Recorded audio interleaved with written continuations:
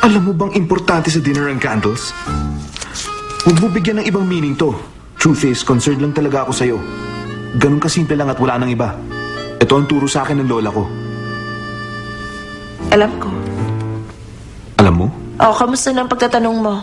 May number ako sa'yo, di ba? Hindi ka naman tumawag. Gusto talaga kitang makausap. Pwede bang ikwento mo sa akin kung paano ako na-inlove sa'yo ng ganito? For the life of me, I can't figure it out. Paano ako na-inlove sa ganitong babae? It doesn't make sense. Pero sige, sabihin mo nga sa akin ang pangalan ng papa mo. Iniisip ko lang baka pamilyar ang pangalan ng papa mo. Si tatay. Kilala mo siya. Talaga? I do? Ano bang pamilya niya? Okay, sige. Hindi naman ako nagmamadali. Bakit ka pala stunt woman? Dahil sa stunts ko, nakakaamoy ka ng lavender. Ano? Yan ang sabi mo sa akin dati. Pero nung di ka pa in love, sabi mo hindi mo ko type. Maalala mo yun? Okay.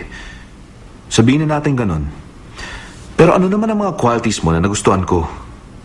Bakit ikaw ang pinili ko at hindi iba? Yung totoo huwag kang mag-imbento. Gusto mo na sapak? O baka gusto mo lumpuhin na lang kita? Ano? Pero kahit inuupakan na kita, sinusundan mo pa rin ako. At sabi mo amazing ako. Ha? Talaga? Tulad ngayon. Bakit ka ba nandito, ha? Dahil buong araw mo akong iniisip. At hindi mo maintindihan kung bakit. Tama ba? Gusto mong marinig kung ba't ka nagkakaganyan? Bakit? Dahil in love ka sa akin. Alam mo yan sa puso mo. At sabi ng puso mo, si Jamie Hill ang babaeng minamahal mo.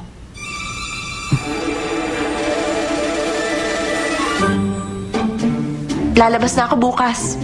Kaya mo sinasabi, para sunduin kita. Hindi mo mapipigilan, tsak na babalik ka dito bukas. Para sunduin at ihatid ako.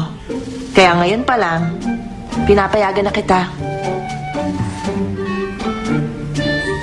At sa susunod na araw, sasabihin mo I love you. Tsak yan. She's lost her mind.